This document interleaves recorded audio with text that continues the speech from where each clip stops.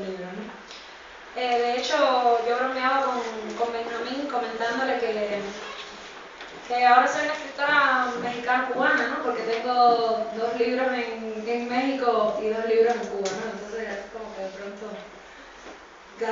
Además, cuando me hicieron Ratas en la Alta Noche, el diseñador Santiago Rol me hizo una broma y me puso Javiera Medina, ¿no? Y entonces ahora a veces cuando escribo algunos textos así con aliento mexicano, le estoy firmando a Javiera Medina.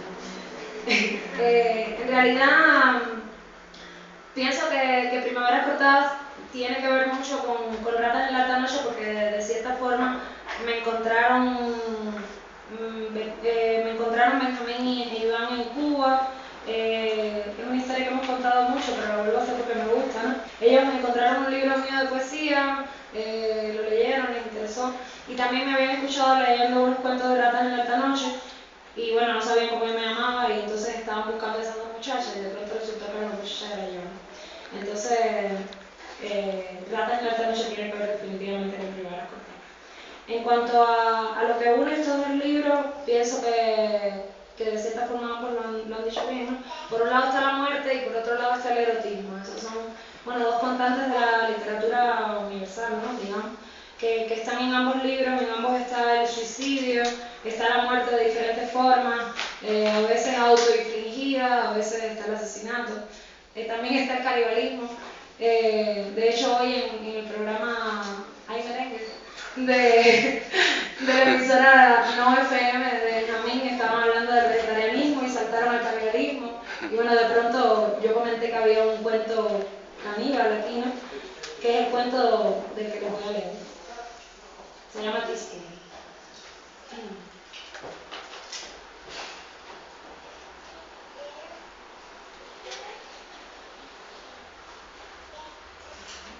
Y es de la saga de la que hablaba de David Malone. Teaspoon. Me vestí de jueves y llamé a mi daddy para que me prestase nuevamente su chofer de jueves. Era mi día de clínica y él no podría negarse. Luego de algún tenue pataleo al que ya estábamos acostumbrados, Dari y yo, mejor Dari, su taxi driver y yo, lo necesito, Dari. Mira que haré un escándalo en las oficinas, Dari, que luego seremos 2 para pedir y llevo 5 semanas sin menstruar, lo conseguí. Por suerte, Dari no soporta que se hable de sangre delante de su nueva secretaria, blanca, de carnes rebozadas y piernas deliciosamente varicosas, menos de menstruos. La sangre, sin embargo, es lo preferido de Ray, creo, después del batido de cerebro, que luego del trépano y todo lo demás sale por nuestros agujeros. Esos, bien encerados por el borde, porque los huesos también sangran, qué dulzura, me explicó Ray con los ojos en éxtasis. Agujeritos que amamos, abrir los neuros sobre un precioso ejemplar, aquí sé que miraba impúdico el mío, con mal llevada lascivia de cráneo humano al que sabemos atosigado por presiones. Pero lo mejor de Ray es que también fue ginecólogo y que ha sido programado en insondables, cargados como mis tazas de té, planes de estudio, para ser médico general no sé qué más. Así no necesito verle el lindo rostro entre mis piernas a más nadie, ni nadie más me deprime poniendo una paleta desechable de madera sobre mi lengua para hurgar mis amígdalas, ni me pincha la punta de los dedos con primor para ver mi sangre correr y analizarme de paso. Subí con prontitud los 7 pisos, odiaba los cuchicheos de la rubia, imitación de rubia, delgados tobillos rodeados de cadenitas con dijes de levísimo metal, imitaciones de metal que manejaba el ascensor. Toqué suave en la puerta y esperé a oír su voz.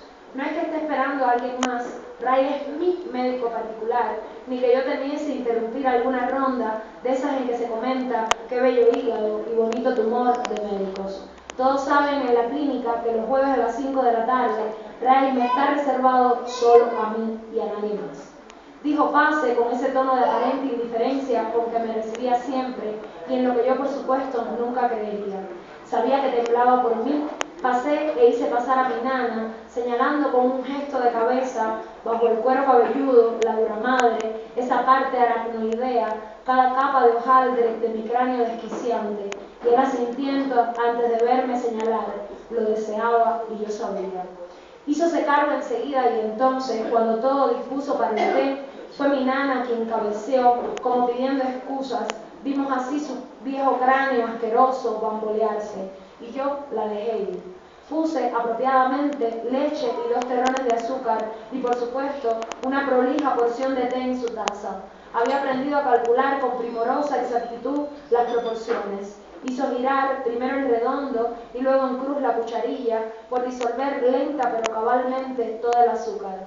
Golpeteó leve con ella sobre el borde de la taza, escurriendo cada gota, y yo quise ser la taza.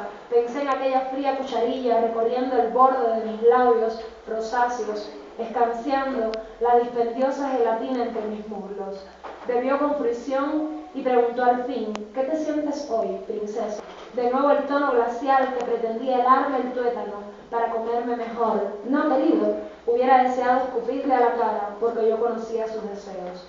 De nuevo la cabeza de egipcia probidad.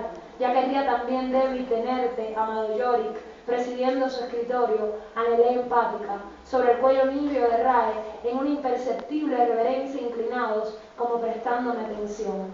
Maldito pensador, volqué con los ojos, al darme un vuelco el sensiblero corazón cuando Ray Murday me tocó para volverme a preguntar: ¿qué tiene hoy de Bimalón? La marmórea escultura que presidía su buró, y tu Rodin rodó, odé en solitaria sesión mi minúscula victoria. Impasible, ponte sobre la cama verde, Debbie, y yo odiaba cachicara mi ya kinder shield name. Ray continuó el grito: quítate antes esas bragas, Debbie. Un poco más y me palmea la espaldita, al pedir sin tapujos que desnudase el pubis, los ilíacos, y esa por él preciada zona, yo lo había visto palparla, con una tempestad bajo la frente, en las yemas de los dedos, demasiado a menudo, en el vientre y en el inicio de la pierna, dibujan un exquisito pliegue. Acomódate bien, Debbie, abre más esas piernas, Debbie, y deja de moverte, Debbie, Iba yo remedando mentalmente los acostumbrados bocadillos con que había decidido mantenerme al margen, Ray Murday. Pero la pequeña Debbie Malone lo que realmente quería era olvidar, predecir lo que diría Ray para así borrarlo, creerlo parte de su cabeza enferma. Lo miraba y remiraba hacer entre mis piernas, deseándolo hasta el vértigo. Cada vez podía oír para verte mejor, como echaba el bote de basura, más y más gasa empapada de mis tazas de jalea. La anhelante gelatina con que yo lo llamaba, hacía un gesto con el dedo y luego ya una mueca desesperada con toda la mano izquierda, pidiéndole que entrase en mí.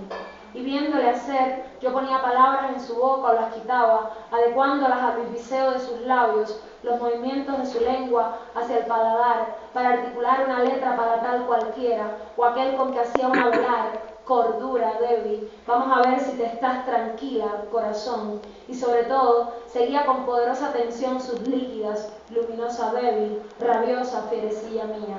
Estuve así, como cada jueves, bajo el filo atento de su ojo. Estuvimos, aperto el castor, esta vez lo observado. Fue Debbie sabiamente trabajada por Ray durante 15, estirados como calamelus de melcocha estirada, por suerte larguísimos minutos.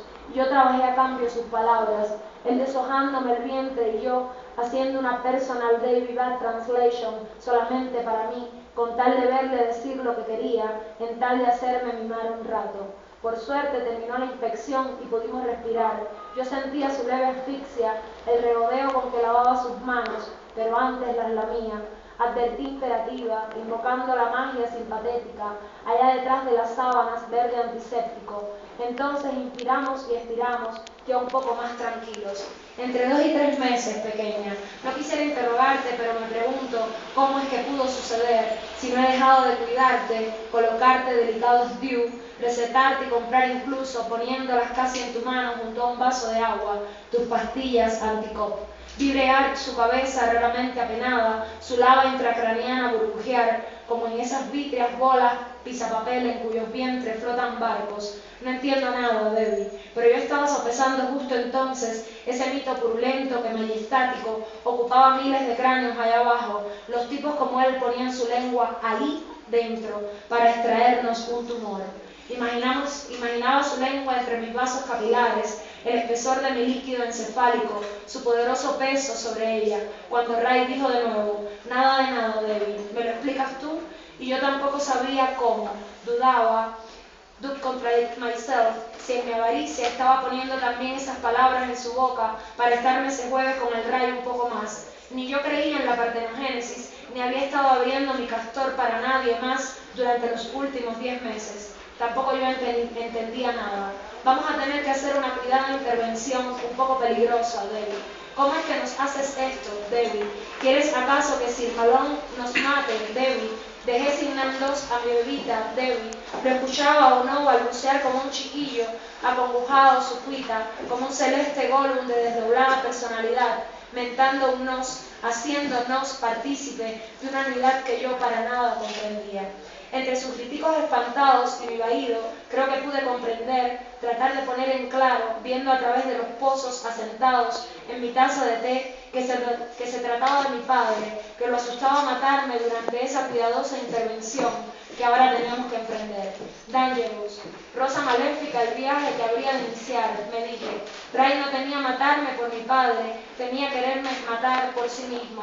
Tenía pavor de que sus manos, ya que por un lado lo iban a liberar de mi ahogante presencia de los jueves, y por otra parte iban a ser las secretas libertadoras de sus más recónditos deseos, detonadoras de su inconsciente. Miedo de ti, pretendí gritar yo, pero era tarde. No respondí la lengua tropelosa, habiendo dejado de mirar las bellas, suavísimas manos de Ray. Estas se habían dedicado a suministrarme directamente en vena sus painkillers. Comencé a ver roso y supe el resto. Ray Murday como flotando sobre mí, hermosísima yegua de la noche y mi refugiero al íncubo, la inoculada pesadilla que se gesta, creo, en el cerebelo, se encargaría primero de besarme en la boca, toda la boca de Debbie bajo Ray, bajo su peso o su poder.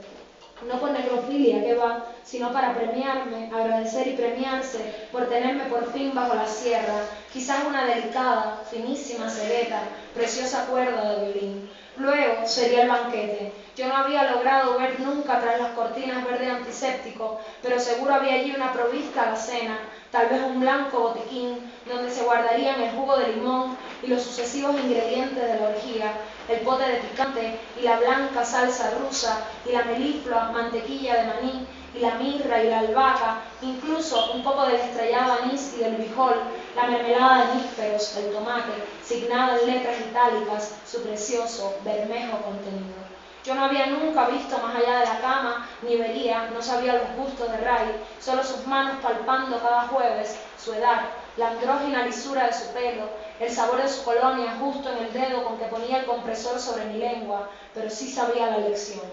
Él, tras rasurarme sobre la nuca y asegurar el triunfo de su cefasolina, me pondría de cúbito supino, disfrutaría lustrando mi piel con Ibiscrup y marcando el lugar de la incisión. Prodigaría con las finezas que se gasta en un bebé los más regios cuidados a arropar mi cabeza. Tras los primeros cortes, escanciaría amablemente con el disector de amígdalas la grasa, la galea, el periósteo. No por gusto yo había sostenido largos duelos con Ray, inquiriendo sobre cada operación, queriendo reconocer bajo cada gesto seguro de la quirós los más hondos, olvidados, guardílicos resquicios de mi querido neurocirujano.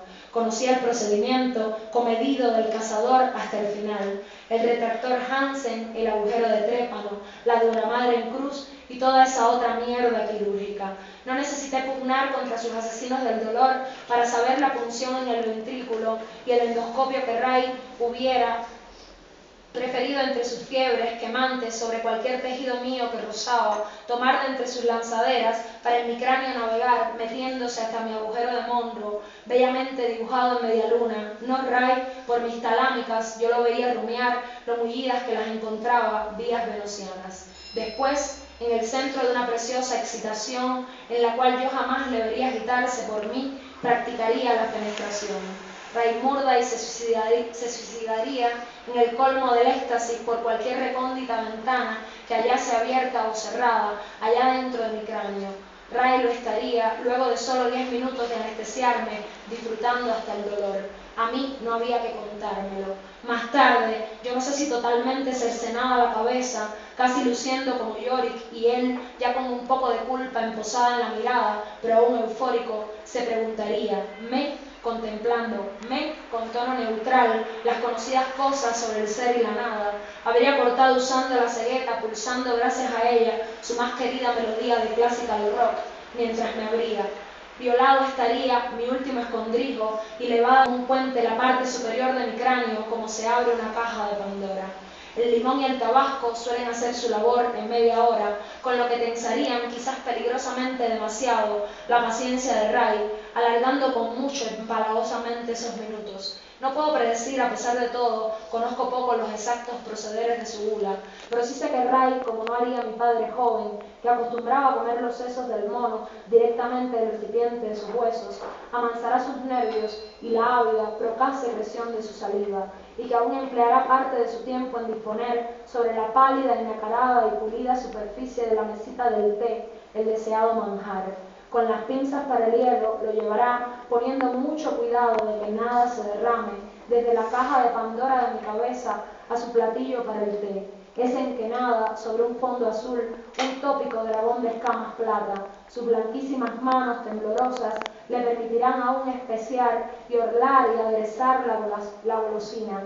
Y solo entonces, no sé si con gusto o ya más bien picado de ansiedad, queriendo ahogar la vocecilla de Debbie Malone que le zumba en el oído, partirá Ray, limpio su resto de avesado, un pedacito de cerebro con mi teaspoon, stainless steel, Made in United Kingdom, y se pondrá a comer.